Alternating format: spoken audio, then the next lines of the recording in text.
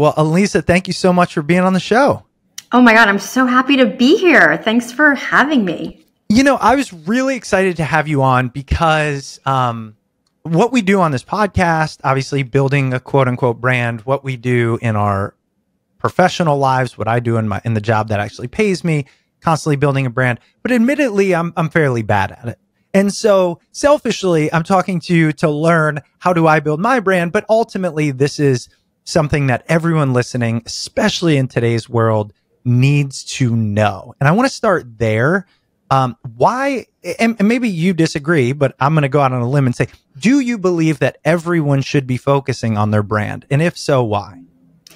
Well, of course I do, but I think we should define what it means to have a brand, because I think to a lot of people, it means like you're an influencer, you're famous, you have this sort of bigger than life personality. And I actually don't see it that way. So in On Brand, what I really double down on is understanding what you want to be known for, right? So being self-reflective about that and making sure other people see you that way.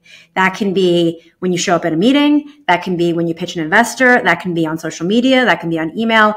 Really a holistic view of how you are impacting the people around you.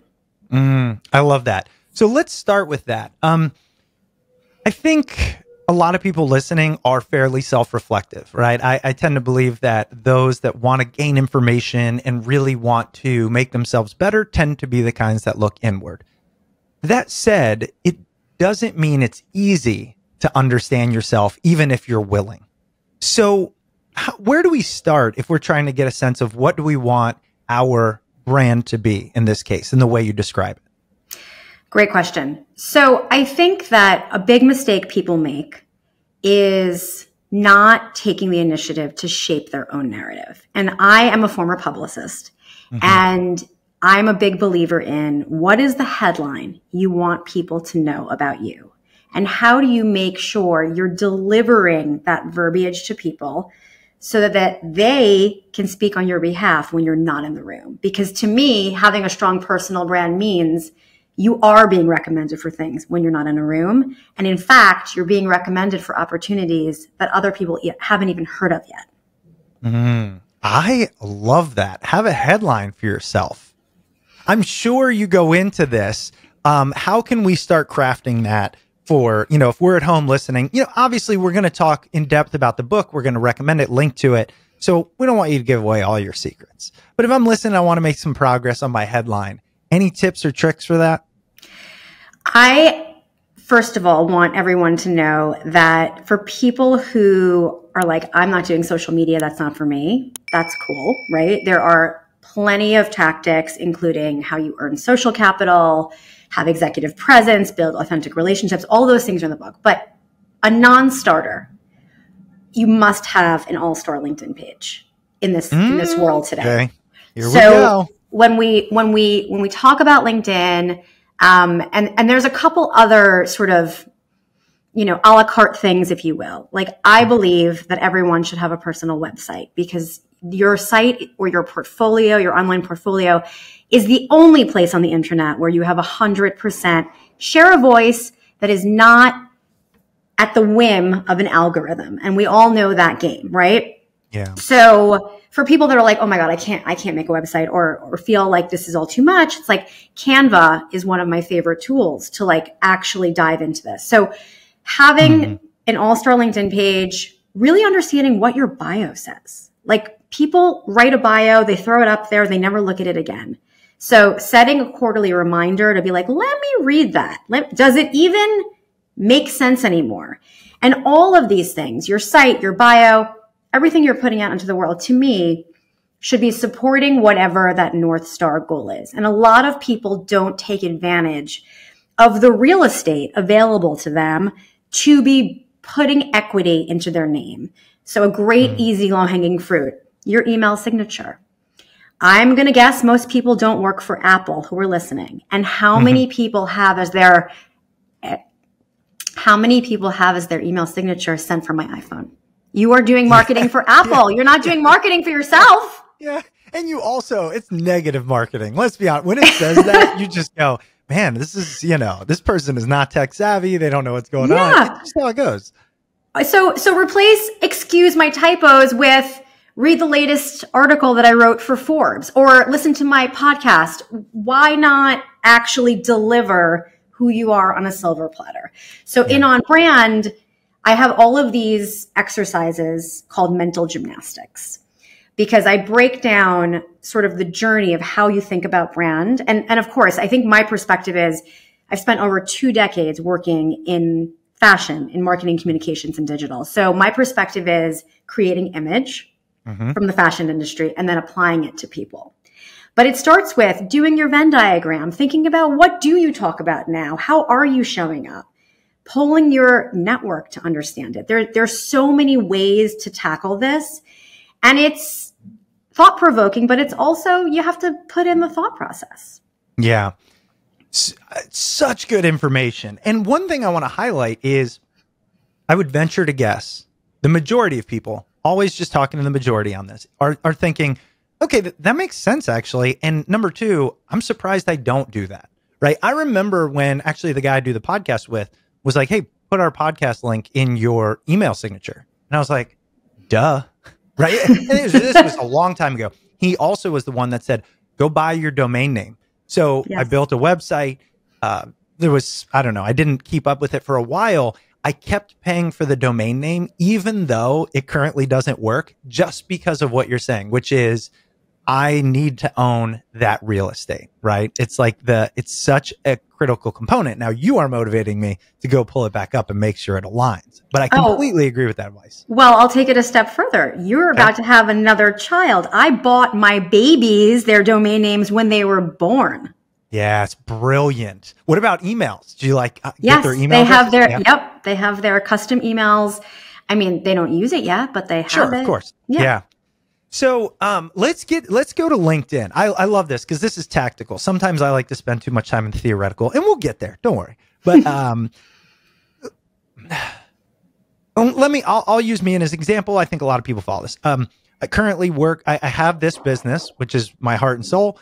I have a job that I enjoy, pays the bills, and I struggle on my LinkedIn page to balance the two. Right? Who am I really? Who do I want the world to see? And then who do I need the corporate America to see? I think that's a lot of people these days, right? We have side hustles. We have hopes and dreams. We also have to put that corporate hat on, or the marketing hat onto the world of recruiters. How do we balance that and still build our brand in an authentic way? I love this question so much. So first of all, the LinkedIn headline. A lot of people give that real estate to their company title. And I believe that area, unless you own the company yourself, that area is really for you to speak to your expertise and skills, because your name is not on the door of your company.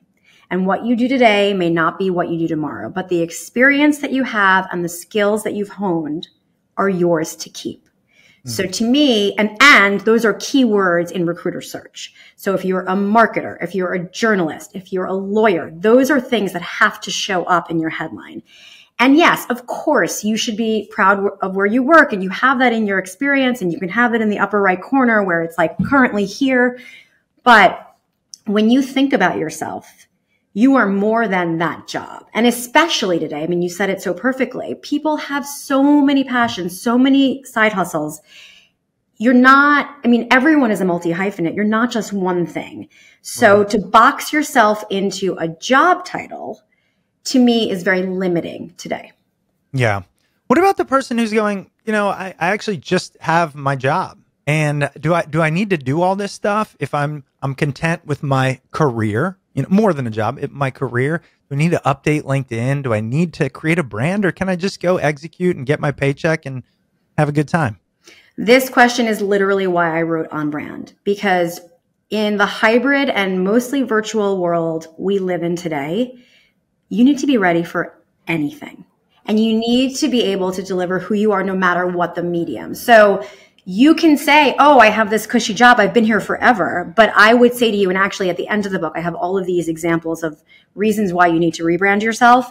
And one of which is, okay, well, what if you don't have that job tomorrow? Then what? So listen, I spent 17 years working at one company. So I never spoke to recruiters. I had the best job in the world. But then one day when you don't have it, you realize the time and energy needs to be put into building equity in your own name just as much as you do it for whatever your job is. Yeah. And actually, I have the Leave Your Mark podcast, which is an extension of my first book. Mm-hmm. I purposely don't put any of the guests' companies in the episode titles because I want to emphasize that the guests themselves, their first and last name, are worthy of a headline, not necessarily where they work. They can work anywhere. They're still going to be the person that I want to invite on the show. Yeah, that's such a good point, and something that I've actually found a lot of people, obviously, that we're talking to are, if we're talking to somebody from a company, they're extremely high up in it. And even they, yes, they're, I'm the CEO, I'm the president, et cetera. But once they get past the company name, they're so multifaceted, even they don't focus on it as much. Because I was just listening to an interview with the CEO or founder of HubSpot, this billionaire. And he's like, I build a lot of things. I create a lot of things. So yes, this is what I do, but it's not who I am. So it's interesting how when we're at a manager or director level, we go say, this is who I am. Yes. And a lot of people do lean on the credibility of their company. And I understand it. Sure. But nothing is permanent in the world, with this economic uncertainty and all these layoffs, you really have to take the time to invest in marketing yourself. Yeah. So let's talk about, we touched on LinkedIn. Actually, one more question about LinkedIn. Mm-hmm. What should we be using it for? Let's say we set up our profile well. How should we leverage it? Great question. I believe LinkedIn is used twofold. One, to really share your point of view, your expertise on whatever it is that you're passionate about, that you do. I think it is, as really a professional social network. So I think, sharing things that are super personal is a choice. But I think at the end of the day, people should be thinking about who are their most important stakeholders in this audience. Whose respect are you trying to win? Is it clients? Is it investors? Is it your boss? Making sure that, everything that you're saying is a reflection of you. Mm. But at the same time, you can also really share your thought leadership in the comment feeds of people that you actually want to be connecting with, right? And it's just a great way to build out your network. I think it's a great way to tap into if you need a warm intro, figuring out who that can make that intro. So there's a lot of uses. And I think after the pandemic, we've seen more that it's become a regular. Used to be that you made your profile and you forgot about it. Now it is an active, vibrant social network. And I would also add one that has good engagement, which is not what a lot of the other ones have at this very second. Yeah, and I think the type of engagement tends to be, for the circles that we're running in here on this podcast, tends to be the kind we want, right? Educational, informational, professional, progressive. Nothing wrong with, don't get me wrong, I spend plenty of time on TikTok, right? And in fact, Same. I find it to be extremely educational. It is. But it's how you feed it. It's how you feed it. That's what you're getting back. Exactly. And so I think LinkedIn is kind of social media for adults to a degree. One thing I want to ask you, if I just sit back and go, okay, Chris, be real with yourself, present your honest opinion on this podcast. Sometimes I feel like building my brand or asking others to build their brand is constantly having to construct a narrative for ourselves that is polished, right? It feels like an extension of the social media world. Even on Instagram, I got to create filters. And now on LinkedIn, I have to create my headline. And can I just be me? And I know you talk about this. So that's why I'm curious. The person who's going, I don't want to I don't want to say corporatize myself because that's not the right word, but I don't want to have to market myself. I want to be a human with value.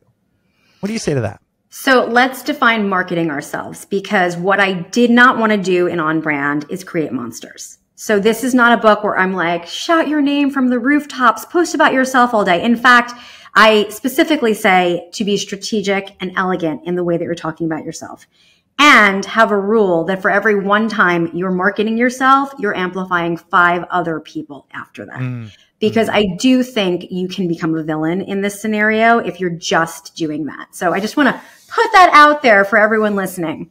Absolutely. I believe in authentic social media. You know, my background, I created an anonymous social media personality back in the day called DK PR Girl that became huge. And one of the reasons it became huge was because it was authentic storytelling at a time that people weren't doing that. So if people follow me on Instagram, they know that my morning advice is me sitting at my makeup table getting ready.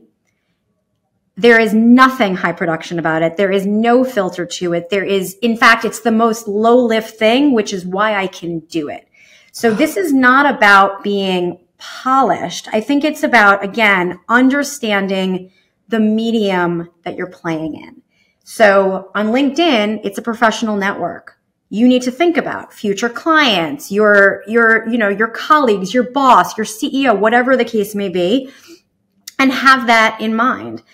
Every platform has a different ecosystem. So you don't have to paintbrush the same thing across every one. You can only have one personal brand, but you can be yourself in the way that you want to be. So I am 100% not making everything perfect on any of these platforms.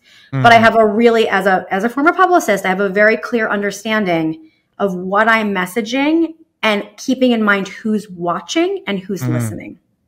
That's excellent advice. You just triggered something I'm really excited to go down, which is I despise social media, not because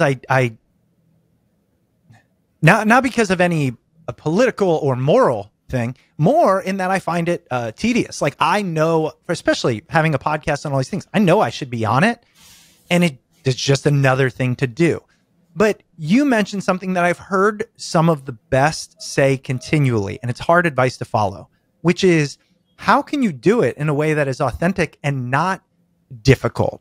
And I think the way is by trying to remove some of the fear and some of that I have to create perfection instead of just how do I create myself or be myself in a way that adds value. Sounds like you do that. How do we do that though? It is hard. It's an art. Fun fact, perfection does not perform well on social media. That's why we love TikTok. Okay. So lo-fi production, every brand that was spending millions and millions of dollars on commercial level content had to basically throw out their playbook when TikTok came on the scene. So in on brand for the people that want to do social media, or Chris, actually like you're the perfect case study. I walk through the entire process from scratch on how you think about it. And it starts with that Venn diagram of like, what are the areas you do want to talk about? What is that middle area of connecting the dots between all the interesting things that you're into, that you're passionate about, that you work on, and creating brand guardrails of like, you know what? Not every person has to talk about every single thing. So what's important for you to talk about? What's important that someone else talks about something? So really understanding where you begin and where you end from a content perspective, and then truly making it work for your lifestyle. So I'm totally honest, when Instagram turned into TikTok basically, and it became very clear that you needed to do videos speaking to camera, I was like, oh God, I don't want to do that. It feels so thirsty and attention getting, but like my photos that used to do so well are getting like 5 likes now and no one's looking at them. So like you first of all have to lean into whatever the platform is telling you they want you to lean into, because they're going to suppress everything else and they're going to promote the stuff that they want to, right? And right now they want to compete with TikTok. But besides that, what I realized is if I came up with a why am I posting on social media? And I decided, okay, mentorship is really important to me. That's my first book, Leave Your Mark, is a career mentorship. How can I combine what I'm passionate about with this medium? And I decided, okay, if I'm giving out advice if I'm paying forward what I learned, if I'm helping someone or I'm educating someone or I'm entertaining someone and sharing a tidbit that can help them, then I sort of made peace with it. But then it became, oh my God, but like, and especially for me, I'm like, oh, but hair and makeup and what am I wearing? And when am I shooting this? And who's shooting it? And then lighting? No, none of that. None of that. Okay. Keep it simple. It's not precious. The less precious it is, the better it performs. So that's why I worked it into my morning routine. This way, there's never a morning I can't do it because I'm getting ready every morning. So it's when I'm thinking about the day or things. So you have to make it work for you. And then when you make it low lift, it's so easy. And almost fun. And you know what I love? Best description I've heard. It's not precious. It's not precious. It's not. I'm going to age myself here, and you can jump on this train if you want. I think that's a generational thing, right? Like I'm pretty sure, again, speaking in generalities, a 21-year-old doesn't think that their social media post is precious. They in fact don't really care. I'm going to make an assumption, but I know I didn't have social media until I don't even know, 20, I think is when Facebook or something came out. So it was like we were already adulting and trying to. And so we had to present ourselves. But when it starts when you're 7 and you're on YouTube when you're 7, like my son, he draws, he doesn't care what it looks like and he wants to put it on YouTube, and great. It's not precious. Could you talk more about that? It needs to be heard. Yes. So remember, we are a product of how we were trained. So when Instagram first came on the scene, everything was perfect. Picture perfect, beautiful colors, Photoshop. They told you this. They're like, here's filters. Your skin isn't perfect. Don't worry. We've got filters for you. You don't have to worry about it. And even look at TikTok, all the filters, like the glam filter, all the things that are changing appearance. So we were conditioned, especially in those early days, to be like, oh my God, if it's not gorgeous, then I cannot post it. We are not there anymore. Gorgeous does not work. Real works. Real works, but with the caveat that you always need to consider who is watching and who is reading and who is listening, because there's no such thing as personal social media. Everything affects your company standing, your company's liability, whether you own it or you work there. Anything you do can be used against you. Thank you for adding the caveat also that I do think, actually, I'm going to turn this into a question. How do we toe the line between authentic and oversharing? Interesting, not indulgent. You know, there are all these fine lines that really is what I think creates virality. Do the mental gymnastics in on brand to figure out your guardrails, because there is something called too much information for sure. And I think a lot of people are wrong in the sense that they think they have to share a lot of their personal lives to be successful on social media. But that's not true. You can figure out your content buckets and figure out what you actually want to put out there and leave everything else to your personal life.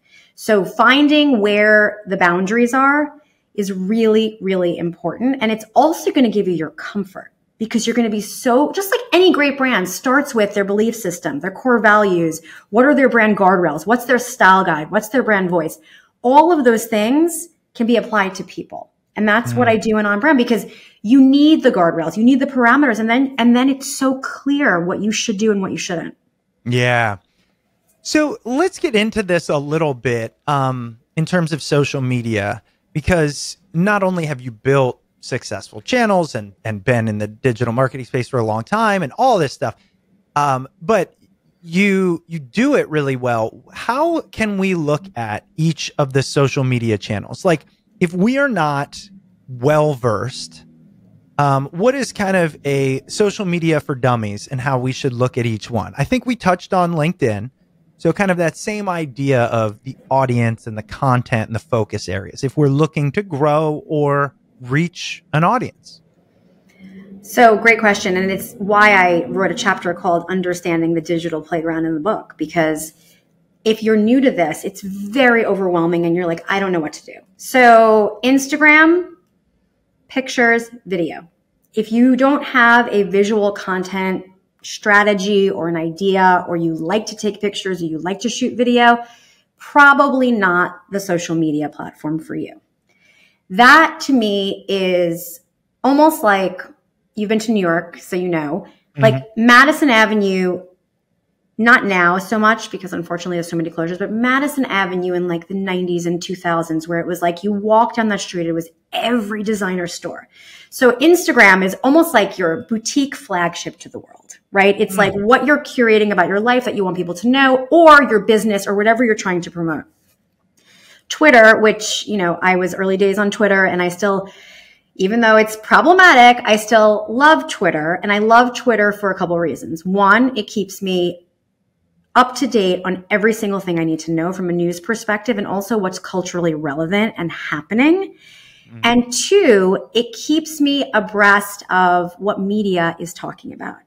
And as a former publicist, that was a huge part of my job. And even though I don't do PR anymore, it's still really important for my work to understand what are the conversations happening, and journalists are still on there all day.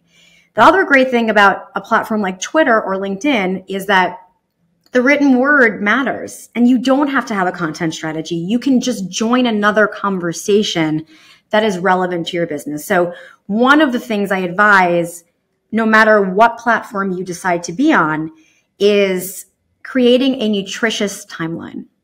And a nutritious timeline, so you're not having the frosted flakes of timelines. You're having like the fiber one, like the really good, nutritious timeline. And you're curating, you're following people that are either relevant to your business, that you aspire to connect to, that you're modeling behavior of, that you're learning something from. That, if you do that, and you think of, and by the way, you could have multiple accounts, right? So you could be just a voyeur on Twitter, but you could be following all of the sort of strategic people and organizations to feed your brain, so that you're actually delivering yourself. Similar to what we were saying before about what you're getting on TikTok. Yep. You're typing in and searching for things that you're interested in. So they're feeding that back to you. You're teaching it what you want to know. Same thing here, but here you have to follow what you want to know so that you're served it back again. Nice.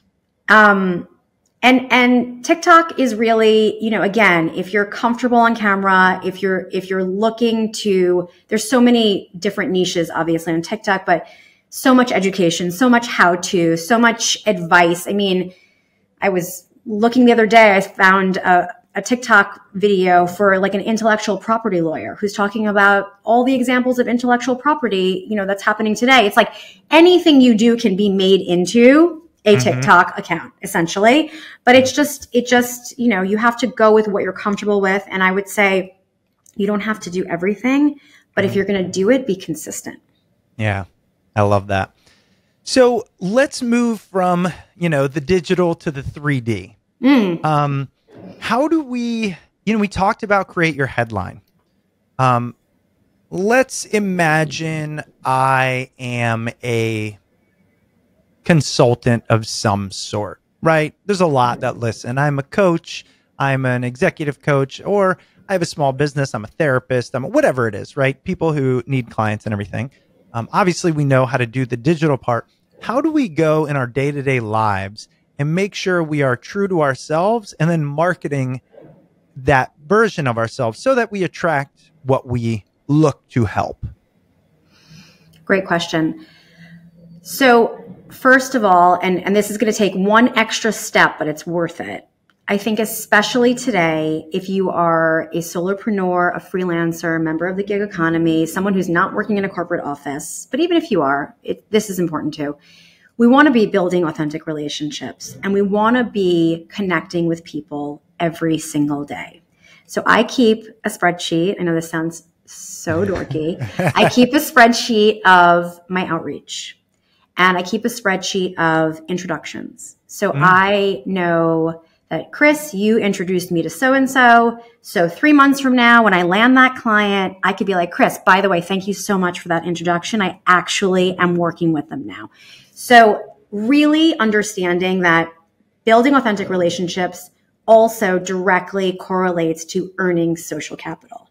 So you want to think in terms of, are you good to work with? Are you someone who is a quick responder? Are you someone who's going to deliver what you say you're going to do? And part of that is really making sure that you're putting yourself out there and reconnecting with people in your network to see what they're up to, not asking for anything.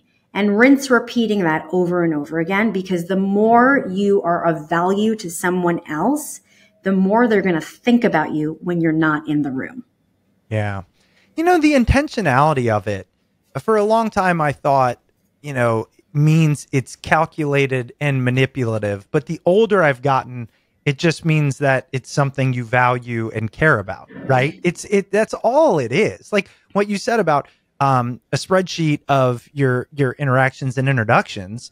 It's not that you're trying to keep tally of they did something for me, I did something for them. It's really so you can further the relationship and be aware of that, which is hard in, our information heavy day. Absolutely. Yeah. So I want to talk about how you got here, because I intentionally like to start with talking about the book, talking about the takeaways, but you have a really fascinating background, executive, working through all these things. How did brand become, helping people get on brand and building a brand become part of your story?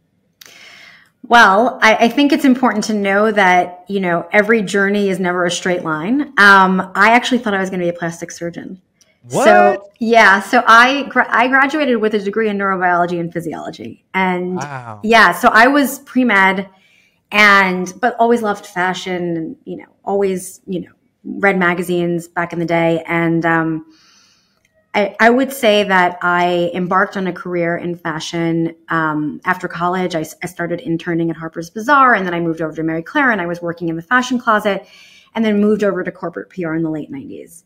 And that was a time when brand power and understanding the value of a brand's DNA was really top of mind. And I say that because we're at a time now where people launch brands every single day, and it's easy. It almost looks like it's easy. You just throw up a website and you have a company.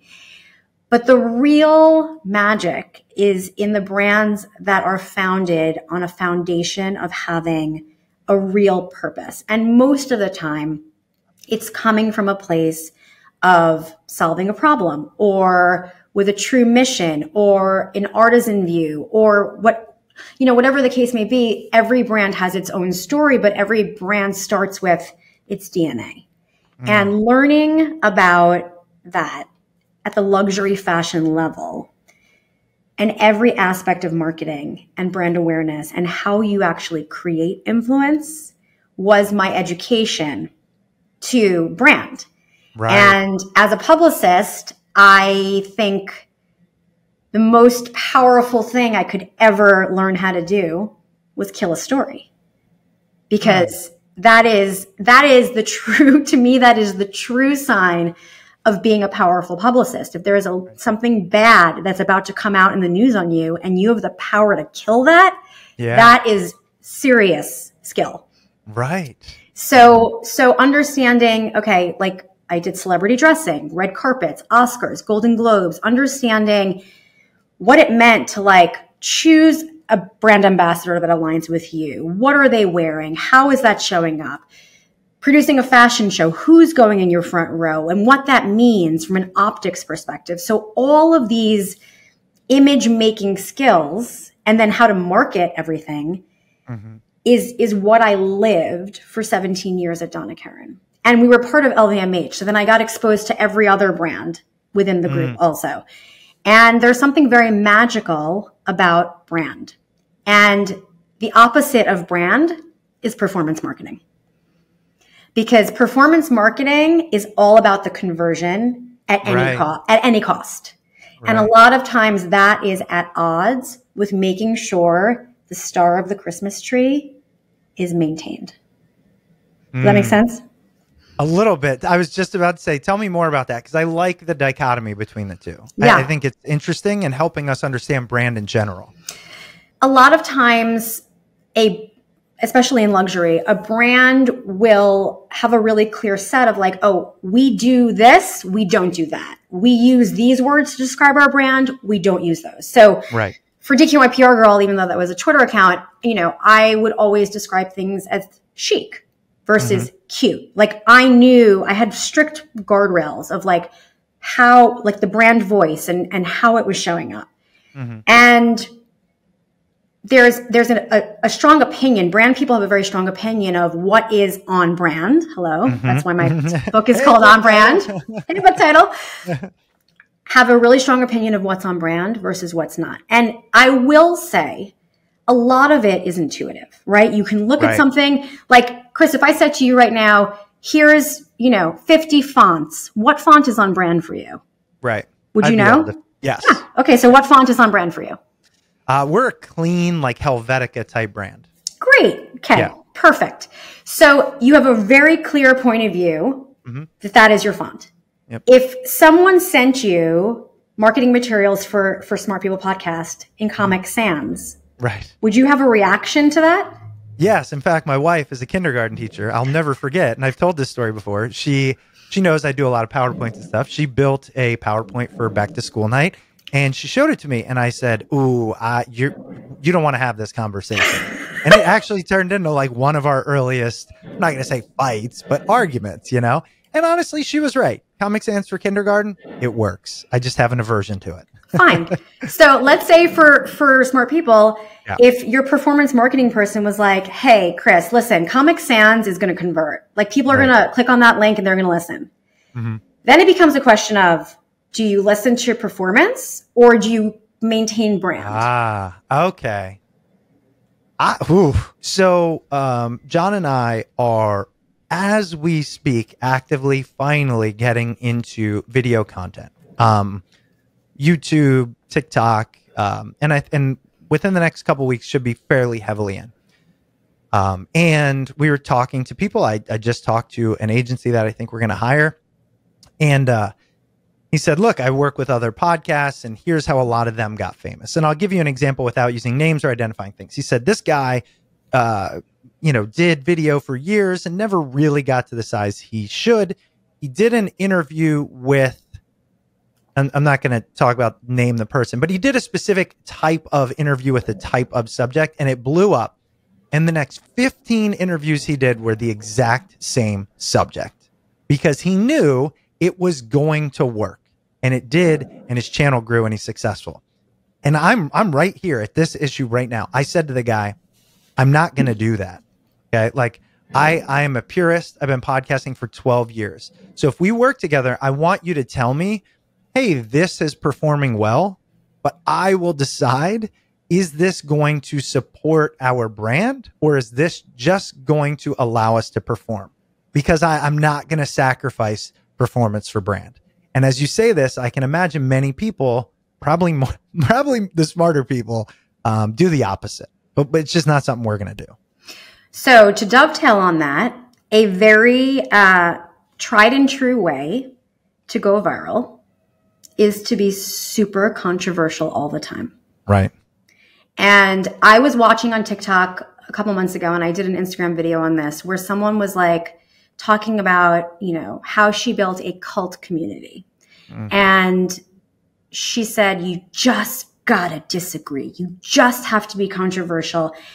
And then you will cultivate this cult community so that when you find someone who you don't agree with or who disagrees with you, you can stick them on them.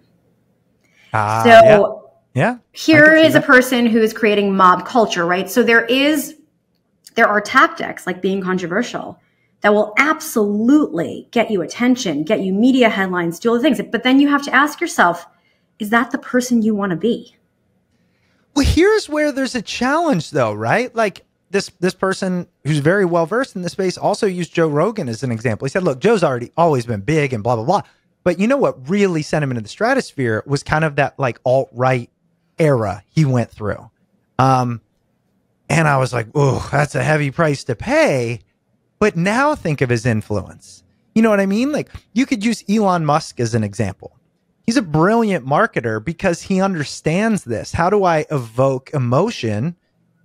And for better or worse, love him or hate him, dude's got influence. So if you use that in the right way, was the journey worth the outcome? Man, I really don't know where I fall in that camp. Any thoughts on that? There's a chapter in On Brand called Beware of Zero Fucks Given Branding. Okay. And zero fucks given branding means that you have a very clear sense of your brand, right? And you don't care how many haters you cultivate, because you're going to have a really strong point of view and you're going to cultivate as many haters as you do lovers. So you can think of Donald Trump, you can think of Elon Musk, you can think of any single polarizing, Joe Rogan, any single polarizing person. Mm-hmm. They absolutely will find their audience and they will benefit from it. But they have to, be able to sleep at night. And that's a personal choice, right? So when I ask in the beginning of On Brand, like, what do you want to be known for? You want to be known for like views that you can't like really stand by just to be famous. I think that's pretty pathetic. It's tough though, right? It's tough when the not just monetary incentive, but the today's economy incentive. I mean, Andrew Tate is literally the perfect example of this. Yes. Absolutely. And even in jail in Romania or wherever he is, whatever he does for the rest of his life, he will be able to be monetarily successful because of being controversial. I think I have more of a problem with the society that inadvertently, I don't want to say promotes that, but, rewards it. Rewards it. Thank you. I have but that's on all of us, right? But that's human nature. So what do we do with that? I don't know. Well, listen, I think I couldn't write a book about building your brand without putting in a chapter on reputation management, PR 101, and how to survive cancel culture, right? Because that is what can come, right? You have to be willing to take the heat. Right. You have to be willing to take the heat. So again, I don't know that, those are very extreme examples. They are. Right. So taking it back down to your personal example that you shared, I would counter the point by saying that what we're seeing on TikTok right now is people posting the same video multiple different points. And in the beginning, maybe nothing happens to it. They post it maybe a few weeks later. It says okay. And sometimes it hits. And it really just depends. So actually the idea of taking a content bucket or a content theme or a topic of choice and slicing it, dicing into like 20 different permutations where you're basically saying the same thing in different ways is actually a very smart way to challenge the algorithm and see what works. That's a great point. So I wouldn't negate it. I wouldn't negate the idea. I understand your hesitation. I think there's a way, again, going back to the exercises of saying like, what is on brand for you? What are your content buckets? What are your brand guardrails? And then to really play within those is a great strategy. Yes. And I love that. I know we're coming up on time. So this is what I wanted to do because we've talked about a number of them. And I love a book that is practical, not just let's talk about it, but I mean, essentially a workbook to a degree, right? I mean, it has the workbook lines in each section. Yeah, right. Yeah. No, that's what I'm saying. So, but you wouldn't call it that. No, totally. You know what I mean? What's your favorite? Like, if you could recommend one exercise to people who are sitting there going, okay, I want to build my brand. I'm ordering the book, but it takes a few days to get in. So in the meantime, let's do this exercise. It doesn't have to be, we don't have to start from one. Okay. This could be fifth exercise, but what's the one that you think just really bang for the buck has the biggest impact on understanding or building your personal brand? Always starts with your belief system. Okay, let's talk about it.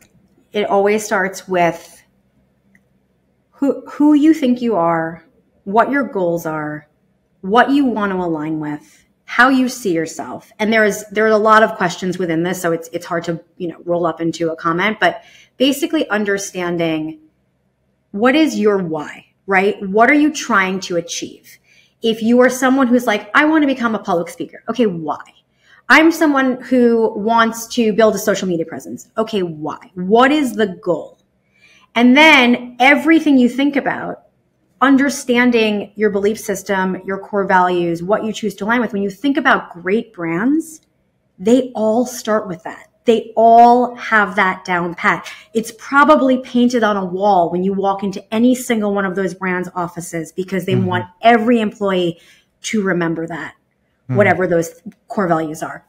Yeah. So excuse me, it really does start with the self-reflection exercises. So quick and easy, you know, for the end of the show right now, it's like 3 adjectives that someone you work with would use to describe you. What do you think those are?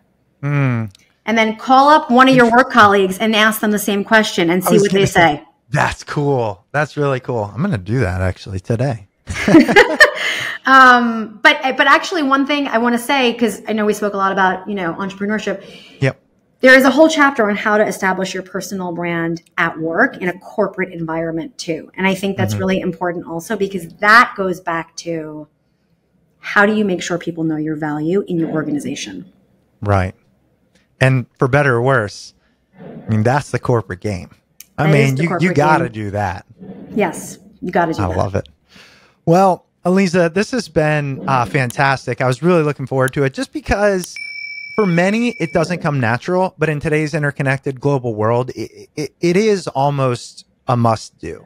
I mean, in some capacity, we have to make it a conscious choice because if we don't, others will do it for us. It just happens. You become the this guy or the this woman or whatever it is.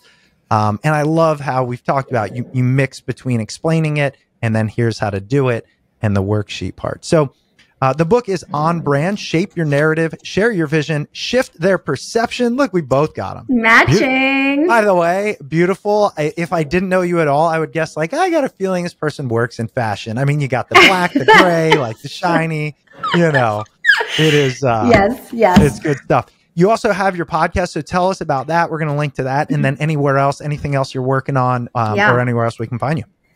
So my podcast is Leave Your Mark. And my first book is Leave Your Mark. So that book is really, Think Devil Wears Prada meets career advice. So that is really a career mentorship on how work works, really for college age / young professionals. So it's the perfect graduation gift.